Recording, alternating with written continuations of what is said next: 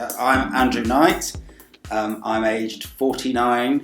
I've been here in Shrewsbury for the last 14 months, and I'm the rector of St Giles Church on Wenlock Road here in Shrewsbury, and of St Earta's at Atcham, which is tucked away behind the Mitten and Mermaid pub.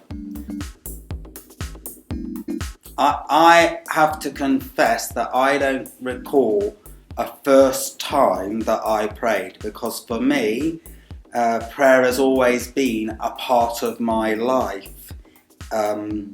Even before I was probably very conscious that that was what I was doing, I've always had that knowledge of God, and I've always, from my earliest memory, been a person who has prayed to God in the sense of talking to God as a child, because I think prayer is much broader than talking, and that's something that I've understood and learnt as I've grown myself. Prayer is a gift, and like any gift, we can use it or we can leave it to one side. If we choose to use it, we can begin to know God and God can begin to know us. It's two-way.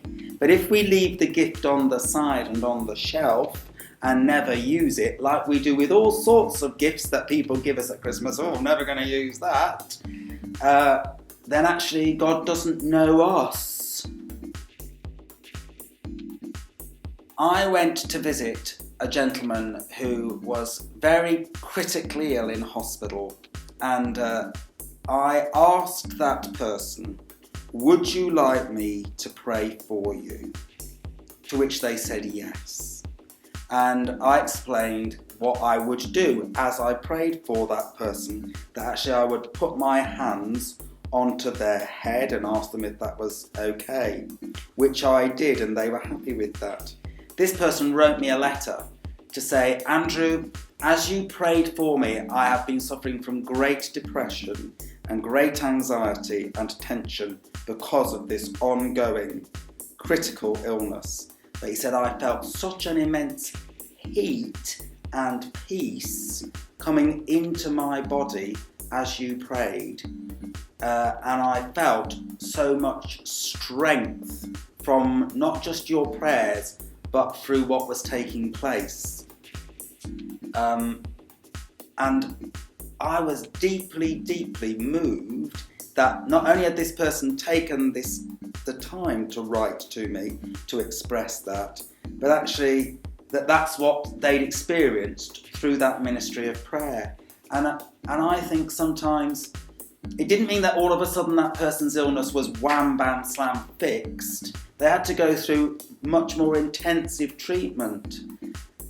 But they found they had an inner strength, an inner peace. They were, as I would say, blessed by God through it.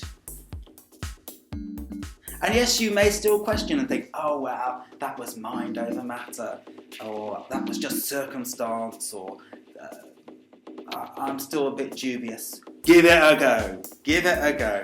And be surprised, because that is what God wants to do with each and every one of us. He wants to surprise us.